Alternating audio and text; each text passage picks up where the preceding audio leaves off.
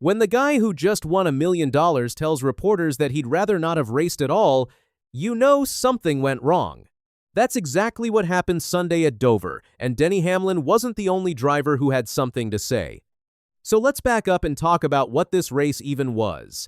The NASCAR All-Star Race is supposed to be a fun show. No points, just a big cash prize and bragging rights.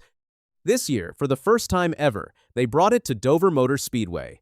That track is a 1-mile concrete oval with steep banking, and drivers call it the Monster Mile for a reason. It chews up cars. And here's something that made fans uneasy before a single lap was run. This is the first year in Dover's 58-year history that the track doesn't get a real points race. They went from 2 big races a year down to just this one exhibition. A lot of people felt like that was a downgrade.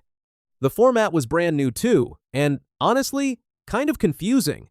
All 36 drivers started together. They ran 2 short 75-lap segments, then a long 200-lap finale. After the first segment, the top 26 cars got their order flipped, so the fast guys had to start in the back. 19 drivers were already locked into the final segment. 6 more earned their way in, and 1 got in through a fan vote.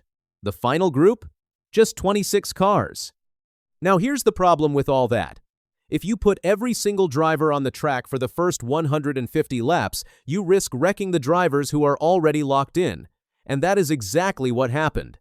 Over and over. But even before the green flag, drivers were grumbling. During Media Day on Friday, a lot of them said the weekend just didn't feel special. Chase Elliott put it bluntly. "This feels like a normal weekend. It feels like a normal weekend. I would say this feels the least like an all-star weekend that we've ever had in my career." He said it reminded him of a regular old fall Dover race, not a celebration. Bubba Wallace felt the same way. He said he woke up Monday and could barely remember where they were racing. "It just doesn't feel like all-star weekend. It just feels like another race weekend. I'm having to tell myself this weekend doesn't really matter." And then he said something that really stuck. "It's just blah, and I hate that. I hate that for our sport. I hate that for the fans." Even Hamlin had doubts going in. He said his first reaction to the format was simple. If we're all going to be racing on Sunday, is it really that special? So, I think it does take away a little bit. Surely it does. So the mood was already shaky. Then the race started, and things got worse fast. On just lap 2, there was a giant crash. Ryan Preece came down the banking in turn 1, made contact with Todd Gilliland, and set off a chain reaction that collected 9 cars. Defending champion Kyle Larson slammed the wall. Ryan Blaney and Chase Elliott, both former winners, got caught up too. And Preece's car? The back end burst into flames. He climbed out fine and even joked about it. "I'm fine, I seem to take big hits." Preece also owned up to his mistake. "I must have just come down on Todd going into turn 1, and I got sideways from that. If it was my fault, I'm sorry."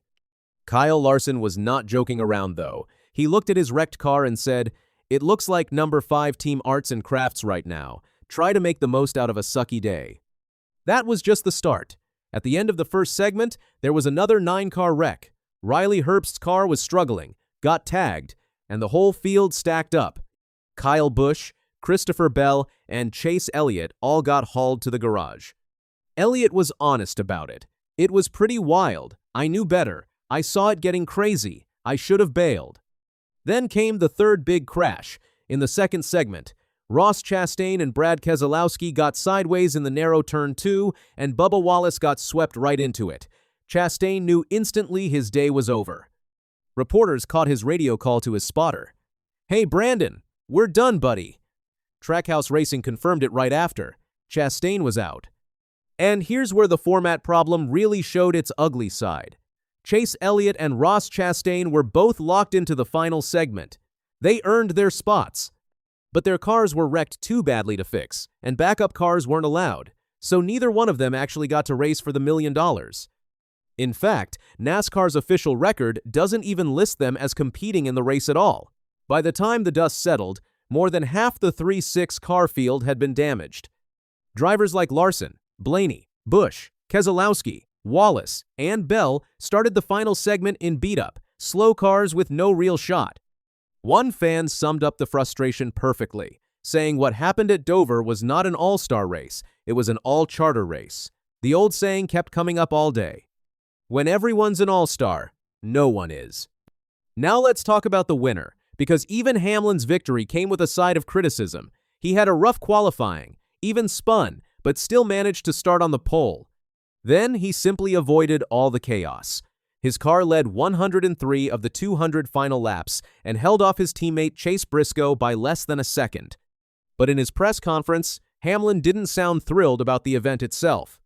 When a reporter mentioned the final segment looked like a whole new race, he shot back, "I think we should know when the All-Star race starts." Let's start there first. And when someone asked if he'd still rather have a points race at Dover even after winning $1 million, he didn't hesitate. Oh yeah, no doubt. His fix was clear.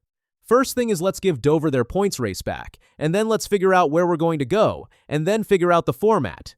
He even said an all-star race should be run at night, not in the afternoon sun. But he was fair about it too.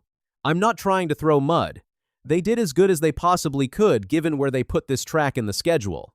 Briscoe, who finished second, also wished it had counted for something. His car had been wrecked in practice and basically rebuilt. He was proud of the run, but said, "I wish this was a points race because we kinda need that too." Eric Jones came home third, Austin Dillon fourth, and rookie Connor Zilisch grabbed a strong fifth. And there was one more odd twist after the race ended. The results changed. Fox Sports first showed Noah Gragson finishing 10th, but the official results flipped it. Gragson dropped to 11th, and Brad Keselowski moved up to 10th. The two simply swapped spots. It didn't change any points, since there were no points to give. But it was just one more small piece of confusion at the end of a confusing day. So where does that leave things? Dover got reassurance from the broadcast that this wasn't a goodbye, and that NASCAR will be back. But the bigger debate is far from over.